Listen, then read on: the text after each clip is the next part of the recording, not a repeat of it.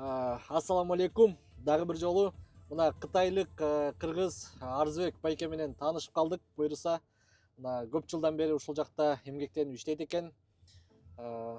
Арзыбек байке, Ассаламу алейкум. кандайсыз? Жакшысызбы? Жакшы. Биз азыр кайсыл жакта жүрөбүз? Азыр Иу шаарында. Кытайдын Иу шаарында жүрөбүз, Ооба. Өзүңүз кайсыл жактан болосуз? Мен Кытайдын. өзүм Кызыл Сулук кыргызмын. Кызыл Сулук кыргыз. Ооба. Бул жакта көптөн бери иштейсиз. Ооба, буякта иштегеле бир 4-5 жыл болду да буюрса. Анан бизде да Кытайда Кызыл Суда кошулуп, Кытай мамлекетинде бир 200 миңден артык кыргыз барбыз да. Ооба, ошол тараптан эми биздин айыл бул жерден 4-5 миң километр алыста. Силердин чек араңарда, мисалы жана Кыргызстанга товар чыккан Топо дейсиңер, Кашкар дейсиңер, Улукчат деген тарап ошо биздин айылдар, кыргыздар ошол тарапта орнолошкон. Ошол жакта жашайт. Сиз бул жакта эмне кызмат көрсөтөсүз? Мен бул жакта негизи эми ошол силерге кызмат кылам деп туруп алсам, чынын айтканда эми ошол Кыргызстандан клиенттер келет. Анан ошо силерге кыргыз туугандарыма болуп дагычы эми бир жардамды аябай жакшы иштеп жүрөм да. Карго боюнча болсун, товар алуу боюнча болсун, же болбосо заводдор менен түзмө-түз иштеши боюнча болсун, бар жогунда жардамды аябайм. Бизге дагы ошол нерсе кызык да, туугандар. Ошол Кытай менен кызматташып, Кытай менен соода кылам дегендер, бизнес кылам дегендерге ошол мындайча айтканда котормочу кызматын көрсөтүп, заводдор менен тааныштырып, товарларын табып, Кыргызстанга жөнөткөнгө жардам берет экенсиз, Ооба. Бул жакка биздин мекендештер көп эле келишеби, кыргыздар? Келишет, ооба. Азыр мисалы турлар менен келип атышат го. Ооба, көп келет тургандар. Көп келет, Көбүнчө кайсыл шаарларга? Гуанчжоого барышат экен, анан Иуга келишет экен. Эмнеге ушул башка шаарларга келишет? Эми ар кайсы шаардан немеси окшобойт да, чыккан товарларычы. Мисалы Гуанчжоу тарапта кийим-кечек менен иштесеңер болот. Кийим-кечек менен көбүнчө Гуанчжоого келишет, Ооба, анан башка майда товарлар болсун, көбү ушул Иудан караш керек да. Майда товар дегенде эмне товарлар Иуда? Эми Техника, спецтехника. техникалар деле бар, бирок аз сандуу. Эми буякта такыр турмушка керектүү товарлар да, мисалы ийне жип дейсиңерби, көп эми бул жерде негизи айтканда ушул Иунун мына чоң базары бар, бир чоң базар. Ошол жерде 3 миллион түрлүүдөн артык товар бар да. 3 миллион түрлүү. 3 миллион түрдөн ашык товар бар, Эми анын ичинде жанакы спец техника дейсиңерби, эмне дейсиңер? Жанакы хост товар дейсиңер. Ооба. Ошо бар жок эле бар да негизи. Айтып бир убакытта айтып деле бүткөл болбойт. Аябай чоң. Ошол бул жака Кытай менен бизнес кылам дегендер келсе, арзан заводдорду, арзан базарларды көрсөтүп, жардам бере алат экенсиз да ошондой. Ооба, маселе жок. Мекендештерге, Ооба, келип атат, келгендер көп, бар жок эле ыраазы болуп кетишип атат. Эми буякка келгенде силерден көбү кыйналып каласыңар да, тил тараптан болсун. Ооба. Ар тараптан кыйынчылык болот да силердечи. Эми бизге окшош, мага окшогон бир кыргыз менен таанышып алсаңар аябай сонун да, бир тууганбыз. Жардамыбыз да аябай болот.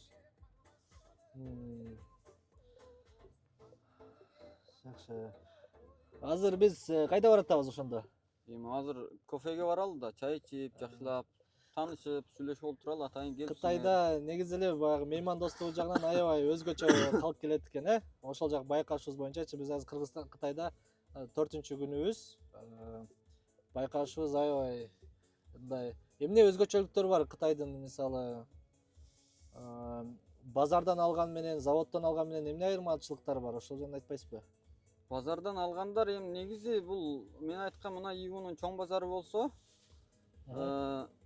такыр заводдон келип ачкан магазиндер десек болот да, эми жана Дордойго окшобой силер тараптакычы.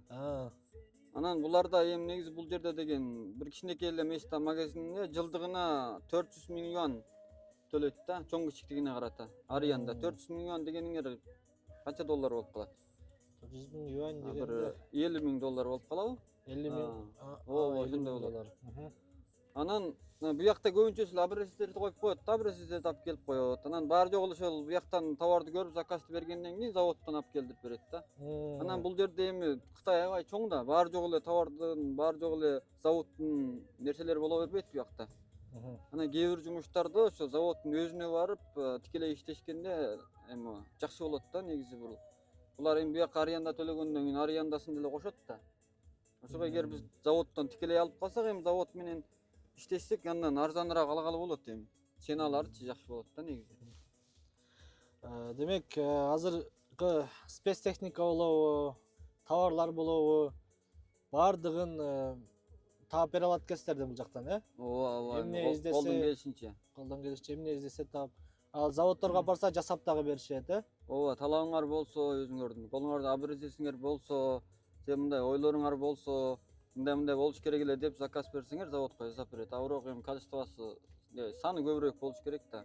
Саны көбүрөөк болсо, уккамда ушу саны канчалык көп болсо, ошончолук арзаныраак берет экен. Ооба, ошондой. Сиз кыргызстандык эми көптөгөн биздин мекендештер менен иштейсизби? Ооба. Көбүнчө эмнелерди салдырышат азыр? Ар түрлүү. Бизнес кылгандар. Ар түрлүү. Эң көп салган товар дейм да. Эми эң көп салган товар мынау деп айткалы болбойт. Чынын айткандачы. Баарынан эле көп. Эми бар жогунан эле ар бир клиенттин талабы айрым да. Эми бар жогу келип эле бир товарды алып бага элек. Бирөө келет казан чөмүч алат, бирөө келет анан жанагы принтер, пилосус анымыларды алгандар бар. Бирөөнүн носки керек болот дегендечи. Өзлөрүнүн талабы боюнча көз жеткен өзүнүн жумушу боюнча келип атат да так эле. Бул жактан оптом алып кетип, Кыргызстанга оптом сатам дегендер Ооба. Анан тиги Россиядан келген кыргыз туугандар дагы эми Кыргызстанга Россиядан кыргыз туугандар келип атпайбы? Алар да көп келишип атат. Кыргызстаныбызга барып эле бизнес кылалы дедик. Кандай ойлор бар деп. Эми өзүңөр келгиле дегеним ошо да, мен эле өзүм YouTube каналга чыгам, көп чоп турам. Ушу келип Ооба. көп эме кылышат экен. Анан кээ бир кишилер деле мурун бизнес кылып бакпаган кишилер деле келип, мисалы чөнтөгүндө акча бар да. Келип анан бизнестерин баштап азыр жакшы эле жүргөндөр деле көп негизичи. иштеп кеткендер. Ооба, иштеп кеткендер көп эле. Рахматын айтып, рахмат деп айтып кеткендер деле көп.